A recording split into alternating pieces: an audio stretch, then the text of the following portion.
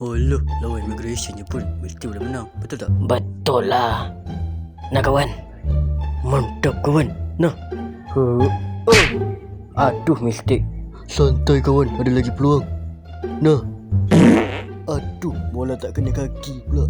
Sepak tu biarlah kuat sikit. Biar confirm gol. Contohkan dekat dorang. Okey. Aduh, ke langit pula. Pada tiang gol kat depan. Tak apa, tebus kesalahan pakai gol. Macam ni. Aduh, tembok Cina mana dia kutip ni. Serang weh, jangan tidur. Weh, handball tu. Weh, hand. Mana ada, penipu dah dia. Jangan percaya. Ada hati nak tipu aku. Prit, penalti untuk kucing. Aduh, lupa ni bola sepak. Kenapalah pergi pakai tangan tadi. Ini bukan basket.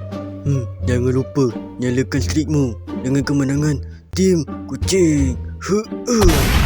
Let's go. Nampak tak baju ni warna apa? Warna merah. Sebab apa warna merah? Sebab warna merah banyak ong. Kacik sangat tu.